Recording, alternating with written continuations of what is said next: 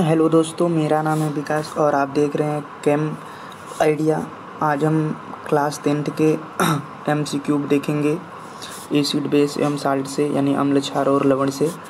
तो चलिए वीडियो को शुरू करते हैं। तो सबसे पहला हमारा जो क्वेश्चन है वह यह है कि जो H2S है, हाइड्रोजन सल्फाइड जो है, उसके विलयन का जो pH होता है वह कैसा होता है। आपको बताना है क्या pH उसका 0 होता है या 7 होता है या 7 से कम होता है या 7 से अधिक होता है। तो आपको बताना है कि हाइड्रोजन सल्फाइड यानी H2S का जो विलयन है उसका pH क्या होगा। तो मैं आपको बता दूं, जो हाइड्रोजन सल्फाइड यानी H2S जो है उसका जो विलयन का pH होता है वह 7 से कम होता है। वह क्या होता है? 7 से कम होता है, यानी इसका जो विलयन होता है वह क्या होता है? 7 से कम होता है। ठीक है, यानी यह अम्लीय प्रकृति का होता है। दूसरा, यानी इसका जो ऑप्शन सही हो जाएगा पहले का वो सी हो जाएगा।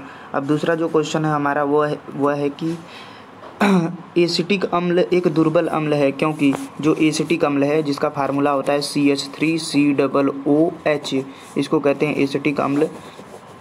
एसिटिक अम्ल का जो एसिटिक अम्ल जो है एक दुर्बल अम्ल है। इसका क्या कारण है? तो हमने पढ़ा है कि जो अम्ल होते हैं वह 2 प्रकार के होते हैं, एक प्रबल और एक दुर्बल। तो प्रबल अम्ल में क्या होता है कि ऐसे अम्ल जो H+ आयन को तेज़ी से डोनेट करने की टेंडेंसी रखें, या फिर आयनन के आधार पर आपने पढ़ा था कि जो पूर्ण रूप से आयनित हो जाएंगे वो प्रबल अम्ल कहलाएंगे, और जो पूर्ण रूप से आयनित नहीं होंगे वो क्या कहलाएंगे? दुर्बल अम्ल कहलाएंगे। तो जो H+ है वह पूर्ण रूप से जल में आयनित नहीं होगा, इसका मतलब यही है। तो जो हमारा ऑप्शन है वो ऑप्शन नंबर सही हो जाएगा, कौन सा? बी, यानी इसमें आयनन की मात्रा कम होती है। एसिटिक अम्ल जल में जो होता है आयनित कम होता है, इसमें आयनन की मात्रा कम होती है, जिसके कारण ये क्या होता है? दुर्बल अम्ल होता है। ठीक है, तो ऑप्शन बी इसका सही हो जाएगा दूसरे का। तीसरा क्वेश्चन हमारा कि ये हाइड्रोक्लोरिक अम्ल यानी HCl, हाइड्रोक्लोरिक अम्ल जो जिसका फार्मूला होता है HCl, उसमें अम्ल की शक्ति दिया हुआ है 10⁻²। तो इस विलयन का pH होगा, तो हमको पता है कि pH बराबर होता है -log कंसंट्रेशन ऑफ H+ का सांद्रता, यानी किसी विलयन का जो pH होता है हाइड्रोजन आयन की सांद्रता के ऋणात्मक लघुगणक के बराबर होता है। शक्ति दिया हुआ है मतलब H+ आयन की कंसंट्रेशन दी हुई है, रख के निकाल लेंगे तो इसका जो सही आंसर आ जाएगा वो आ जाएगा 2। कितना आ जाएगा? 2, यानी ऑप्शन नंबर बी इसका सही हो जाएगा। चौथा क्वेश्चन है हमारा शुद्ध जल का pH होता है। तो जो शुद्ध जल होता है आपको उसका pH बताना है दोस्तों। तो शुद्ध जल जो है उसका pH कितना होता है? तो शुद्ध जल का जो pH होता है वह क्या होता है? 7 होता है, यानी शुद्ध जल जो होता है वह उदासीन होता है। ठीक है दोस्तों, तो आगे चलते हैं। अगला क्वेश्चन है हमारा, एक विलयन में हाइड्रोक्साइड आयन की सांद्रता, एक विलयन में हाइड्रोक्साइड आयन की सांद्रता यानी OH- आयन की सांद्रता दिया हुआ है 1 × 10⁻12 तो मोल प्रति लीटर। तो उस विलयन का आपको बताना है क्या? तो उस विलयन का आपको pH बताना है कि pH क्या होगा। तो हाइड्रोक्साइड आयन की सांद्रता दी हुई है तो उस विलयन का pH बताना है। तो दोस्तों, तो हमको पता है कि हाइड्रोक्साइड आयन की सांद्रता POH बराबर होता है -log concentration of OH- ion. तो OH- आयन का कंसंट्रेशन दिया हुआ है, तो वहाँ से पहले POH निकाल लेंगे। तो POH मेरा आ जाएगा 12, POH कितना आ जाएगा? 12 आ जाएगा। तो फिर pH निकालना है, तो pH + POH बराबर होता है 14। कितना होता है? pH + POH बराबर 14। तो 14 में से 12 घटा देंगे तो pH की वैल्यू कितनी आ जाएगी? 2 आ जाएगी। तो इसका सही जो आंसर आ जाएगा वो आ जाएगा कितना? 2 आ जाएगा। उसके बाद अगला जो क्वेश्चन है हमारा वो क्वेश्चन ये है कि एक विलयन का pH 5 है तो यह विलयन कैसा होगा। आपको बताना है कि किसी विलयन का अगर pH जो है pH वैल्यू 5 दिया हुआ है तो वो विलयन कैसा होगा। तो आपको पता है कि जब pH की वैल्यू 0 से 7 से पहले तक रहेगा, यानी 7 से पहले, तो वो अम्लीय रहेगा, और 7 पे उदासीन रहेगा, और 7 से 14 तक के बीच में रहेगा तो वो क्या हो जाएगा? 7 के बाद और 14 से 14 तक तो वो हो जाएगा क्षारीय। तो इस हिसाब से pH 5 दिया हुआ है तो ये विलयन कैसा होना चाहिए? अम्लीय होना चाहिए। कैसा होगा? ये अम्लीय होगा। तो विलयन क्या होगा भाई? विलयन की जो प्रकृति होगी वो कैसी होगी? अम्लीय प्रकृति होगी, यानी ऑप्शन नंबर सी होगा।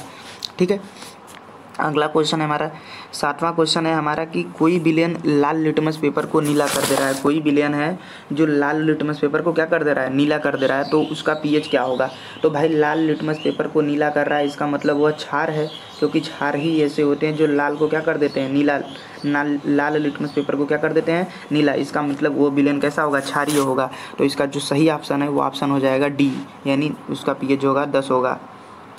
ठीक है दोस्तों, अगला है हमारा सल्फर डाइऑक्साइड का जलीय विलयन कैसा होगा। मतलब सल्फर डाइऑक्साइड का जो विलयन है वो कैसा होगा? जलीय विलयन कैसा होगा? अम्लीय होगा, क्षारीय होगा, उदासीन होगा या उभयधर्मी होगा, ये बताना है आपको। तो हम जानते हैं कि जितने भी हमने इस चैप्टर में हमने पढ़ा था कि जितने भी अधातु हैं उनके जो ऑक्साइड होते हैं वह जनरली क्या होते हैं, अधातुओं के ऑक्साइड जो होते हैं वह अम्लीय होते हैं। क्या होते हैं? अम्लीय होते हैं। और धातु के जो ऑक्साइड होते हैं वह क्या होते हैं? क्षारीय होते हैं। तो यहाँ पे सल्फर जो है वह एक अधातु है और उसका ऑक्साइड है तो वह क्या हो जाएगा? अम्लीय हो जाएगा। जैसे कार्बन डाइऑक्साइड, सल्फर डाइऑक्साइड, ये सब क्या हैं? ये सब अम्लीय प्रकृति के हैं। कैसे प्रकृति के हैं? अम्लीय। इसका जो जलीय विलयन होगा वह कैसा होगा? अम्लीय, क्योंकि कार्बन भी अधातु है तो अधातु के ऑक्साइड जो होंगे अम्लीय होंगे और धातु के जो ऑक्साइड होंगे हमेशा कैसे होंगे? क्षारीय होंगे। तो दोनों क्वेश्चन हो जाएगा आपसे। तो इसका जो सल्फर डाइऑक्साइड का जो जलीय विलयन होगा वह कैसा होगा? अम्लीय होगा। यानी इसका ऑप्शन नंबर सी जो होगा वह क्या हो जाएगा? सही हो जाएगा। अगला हमारा है कि जल को जीवाणु रहित बनाने के लिए किस पदार्थ का उपयोग किया जाता है। तो जल को जीवाणु रहित बनाने के लिए हमने पढ़ा है कि विरंजक चूर्ण का जब हम उपयोग पढ़ रहे थे तो वहाँ पर हमने पढ़ा था कि जल को जीवाणु रहित बनाने के लिए हम विरंजक चूर्ण का उपयोग करते हैं। इसका ऑप्शन जो हो जाएगा वह डी जो हो जाएगा वह सही हो जाएगा। अगला है मेरा धावन सोडे का सही सूत्र है। तो धावन सोडे का जो सही सूत्र है वो आपको बताना है कि क्या होता है। तो हम जानते हैं कि जो धावन सोडा होता है उसका फार्मूला होता है Na2CO3 × 10H2O।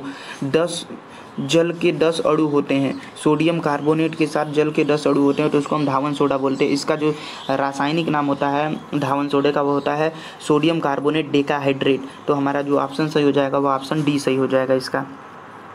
अगला क्वेश्चन है हमारा कि सल्फ्यूरिक अम्ल यानी H2SO4 जो है इसमें अम्लीय हाइड्रोजन परमाणु की संख्या कितने अम्लीय हाइड्रोजन हैं।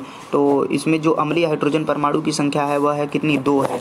कितने हैं? 2 है। यानी जल में डाला जाएगा तो इसमें से 2H+ आयन आते हैं तो अम्लीय हाइड्रोजन परमाणु की संख्या कितनी हो जाएगी? 2 हो जाएगी। तो इसका ऑप्शन जो सही हो जाएगा वो ऑप्शन ए सही हो जाएगा।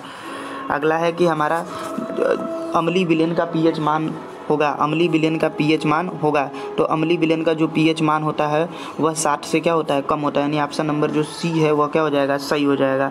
अगला क्वेश्चन है हमारा कि सोडियम कार्बोनेट का जलीय विलयन होगा। सोडियम कार्बोनेट का जो जलीय विलयन है, sodium carbonate Na2CO3 sodium carbonate, ये सोडियम कार्बोनेट का जो जलीय विलयन होता है उसका जो विलयन होता है हम जानते हैं कि खाने वाला सोडा और धावन सोडा दोनों का जो जलीय विलयन होता है वह कैसा होता है? क्षारीय होता है। तो इसका जो जलीय विलयन होगा वह कैसा होगा? सोडियम कार्बोनेट का जो जलीय विलयन होगा वह कैसा होगा? क्षारीय होगा। यानी ऑप्शन नंबर सी जो हो जाएगा इसका क्या हो जाएगा? करेक्ट हो जाएगा। अगला क्वेश्चन है हमारा एक विलयन फिनोप्थिलीन सूचक क्षारीय विलयन में फिनोप्थिलीन सूचक का रंग कैसा होगा। यानी क्षारीय माध्यम में फिनोप्थिलीन का रंग कैसा होता है। तो हम जानते हैं कि क्षारीय माध्यम में फिनोप्थिलीन का रंग जो होता है वह गुलाबी होता है। कैसा होता है भाई? गुलाबी होता है। उसके बाद अगला क्वेश्चन है हमारा कि एसिटिक अम्ल में हाइड्रोजन परमाणु की संख्या, एसिटिक अम्ल में अम्लीय हाइड्रोजन परमाणु की संख्या। तो एसिटिक अम्ल में जो अम्लीय हाइड्रोजन परमाणु की संख्या होती है वह 1 होती है। देखने में तो लगता है कि 4 हो जाएगा पर उसमें होता है कितना? 1। अम्लीय हाइड्रोजन परमाणु की संख्या कितनी है? 1। यानी ऑप्शन नंबर इसका जो हो जाएगा बी सही हो जाएगा। अगला क्वेश्चन है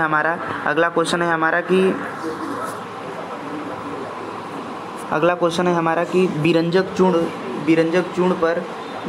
चूर्ण पर तनु सल्फ्यूरिक अम्ल की अभिक्रिया कराने पर कौन सी गैस निकलती है। यानी विरंजक चूर्ण जो है CaOCl2 ये विरंजक चूर्ण है वह सल्फ्यूरिक अम्ल H2SO4 के साथ अभिक्रिया कर रहा है तो कौन सी गैस रिलीज होगी। तो भाई जब विरंजक चूर्ण की क्रिया अम्ल से करवाते हैं तो हमेशा किसी भी अम्ल से करवाएंगे तो हमेशा क्लोरीन गैस निकलेगी। विरंजक चूर्ण जब भी अम्ल से अभिक्रिया करेगा, चाहे एसिटिक अम्ल हो, चाहे H2SO4 हो या HCl हो, इन सभी से क्रिया करेगा तो हमेशा क्लोरीन गैस निकलेगी। तो कौन सी गैस निकलेगी? क्लोरीन। तो ऑप्शन नंबर 16 का जो हो जाएगा ए सही हो जाएगा। 17 नंबर क्वेश्चन है कि जो 17 नंबर का क्वेश्चन है वह कह रहा है कि अमोनियम क्लोराइड यानी NH4Cl जो अमोनियम क्लोराइड है इसका दूसरा नाम क्या है। तो अमोनियम क्लोराइड का जो दूसरा नाम है वह नवसादर है। वो क्या है? नवसादर। अमोनियम क्लोराइड को हम नवसादर के नाम से भी जानते हैं। तो इसका जो सही ऑप्शन हो जाएगा वो ऑप्शन ए हो जाएगा। अगला है कि बहते हुए खून को रोकने के लिए किस पदार्थ का उपयोग किया जाता है। तो बहते हुए खून को रोकने के लिए जैसे कभी आप नाई के यहाँ जाते हैं तो वहाँ पे आपके दाढ़ी बनाते वक्त या बाल बनाते वक्त कट जाता है तो वहाँ पर कुछ सफ़ेद कलर का लेके रगड़ते हो जिसका नाम फिटकरी होता है। तो जनरली जब हम जनरली बहते हुए खून को रोकने के लिए हम जो है फिटकरी का उपयोग करते हैं। किसका उपयोग करते हैं? फिटकरी का उपयोग करते हैं। तो ऑप्शन नंबर जो डी है वो क्या हो जाएगा? सही हो जाएगा इसका।